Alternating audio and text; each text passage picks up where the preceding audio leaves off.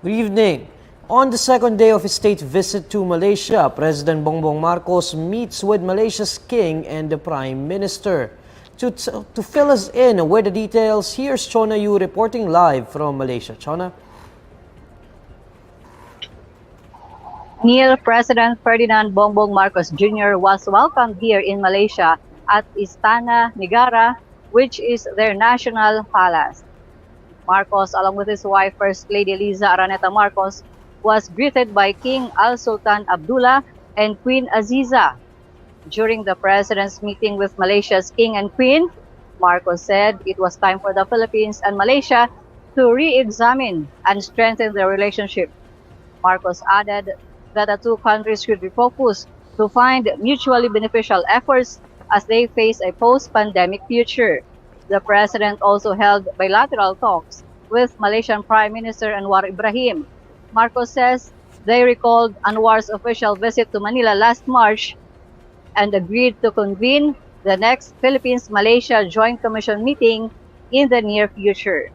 Marcos says this will serve as an avenue for cooperation, especially in the areas of transnational crimes, agriculture, halal industry, Islamic banking, education, tourism and culture, sports, and the digital economy. For the last day of his three-day visit or state visit, Marcos is expected to hold talks on possible bilateral trade investment opportunities with Malaysian business leaders. Chona, napag-usapan ba yung issue ng Sabah? Because you know, isa to sa mga issues right now na kinakaharap ng both the Philippines and Malaysia.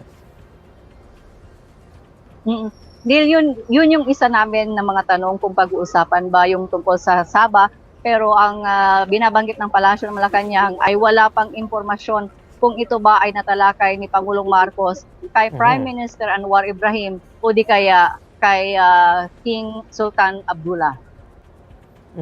Chona, as we know, no, si President Marcos left the country a day after his SONA. I believe he released a statement saying na mayroong mga bagay na gusto niya sanang sabihin pa doon sa kanyang SONA. Did he elaborate kung ano itong mga bagay na ito?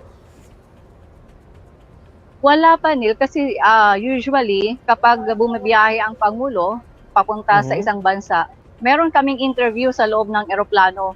Pero ito yung pamibihirang pagkakataon na hindi muna siya nagpa-unlock ng interview sa amin. So hindi pa namin siya nakakausap after ng kanyang ikalawang SONA.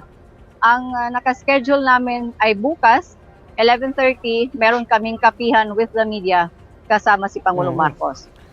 Maybe, Chona, isa yan sa mga magandang maitanong kay President Marcos, no? Is he willing to face the people? Kasi may mga kritisismo doon sa kanyang SONA na may mga nakulangan and I understand that may mga cabinet officials siyang itinalaga to elaborate doon sa mga nabanggit niya noong SONA, but maybe we can ask if the President is ready to face and make the clarifications himself. Maraming salamat, Chona. That's Chona Yu reporting live. The Philippine Atmospheric, Geophysical and Astronomical Services Administration says Typhoon Egay maintained its strength as it slowly moves away from the Lupiri Island in Cagayan. In its 5 p.m. bulletin, Pag-asa says Egay was last spotted 70 kilometers west-northwest of Calayan, Cagayan.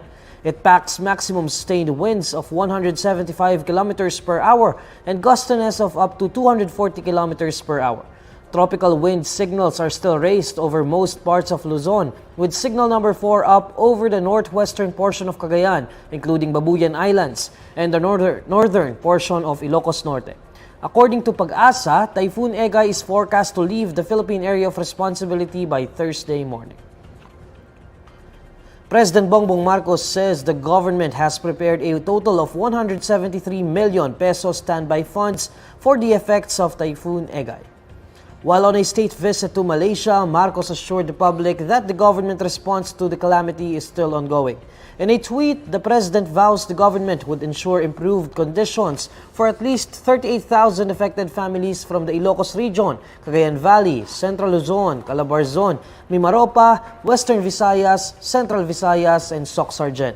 Marcos also reports that electricity has been restored to 93.53% of affected municipalities. Meanwhile, Department of Social Welfare and Development Secretary Rex Gatchalian has ordered the agency's regional offices to assist in distributing aid to the affected areas.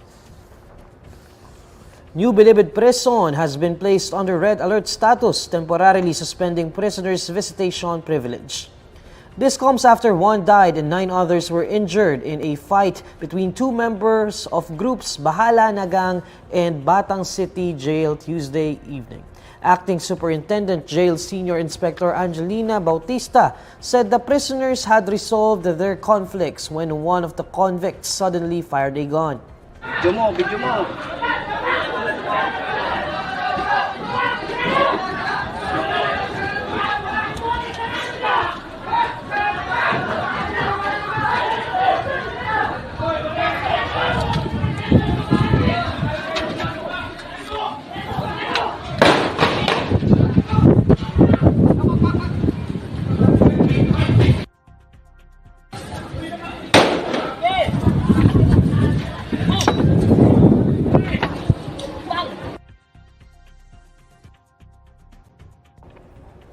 According to Bautista, an in-depth investigation is currently ongoing. A clearing operation was also conducted where authorities recovered a .45 caliber pistol with 12 rounds of ammunition.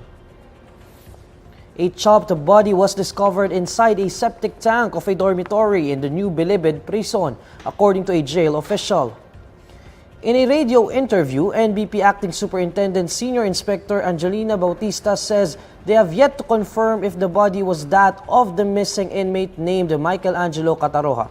Bautista says an inmate told them that the septic tank had been used as a pump.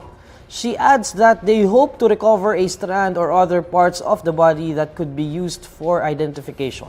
Bautista notes that Cataroha is the first inmate who went missing under the administration of Bureau of Corrections Chief Gregorio Catapang.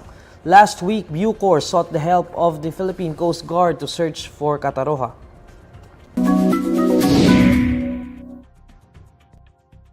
Alamin naman natin ang mainit na balita sa mundo ng showbiz kasama si Ervin Santiago ng Bandera. Ervin?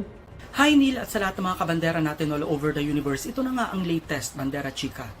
Kaliwat ka ng batikos ang tinatanggap ngayon ng TV host at dating beauty queen na si MJ Lastimosa dahil sa naging komento niya sa pelikulang Barbie. Mabilis na napasama sa mga top trending topics sa Twitter si MJ nang kuyugin ng mga netizens matapos sabihing hindi worth it ang ibinayad niyang 600 pesos sa sinehan. Tweet ni MJ, sobrang walay daw ang Barbie movie at parang school project lang ang pelikula na pinagbibidahan ng mga Hollywood stars na sina Margot Robbie at Ryan Gosling. Ilang sandali pa lang ang nakalilipas matapos mag-post sa Twitter si MJ ay sandamakmak na agad ang nambash sa kanya kaya naman trending agad ang kanyang pangalan. Sa ngayon ay burado na ang mga tweet ng TV host at beauty queen.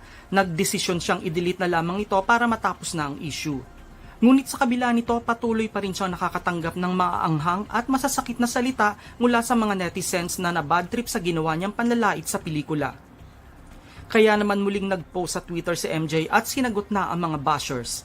Say ng TV host talagang ikinasyak niya ang naging violent reaction ng mga tao sa kanyang mga naging pahayag about Barbie. Sabi ng dalaga sobrang online bullying naman daw agad ang netizens at parang nakakatakot na raw magbigay ng opinion sa social media ngayon. Sa katunayan minumura at pinagbabantaan pa raw siya ng mga ito. May tumawag sa kanyang boba, walang alam, feeling magaling at kung ano-ano pang kanigahan at malilisyosong komento. Tanong naman ni MJ bakit daw kailangan siyang banatan dahil lang sa kanyang honest opinion tungkol sa isang pelikula. Wala naman daw siyang ginawang masama at lalong hindi krimen ang maglabas ng kanyang saloobin sa social media. Wala rin daw siyang inapakang tao. Ngunit sa huli ay nagsorry din siya sa mga na-offend sa sinabi niya about Barbie at huwag na raw sanang magalit sa kanya ang mga ito. At yan ang Bandera Chika natin today. Thanks, Neil. Maraming salamat, Ervin. Here's the latest roundup of today's top stories. Typhoon Egay maintains strength as it slowly moves away from the country. Signal number 4 still up in parts of northern Luzon. President Bongbong Marcos meets with Malaysia's King and Prime Minister during state visit. And New Bilibid prison under red alert status following a fight that left 1 dead and 9 injured.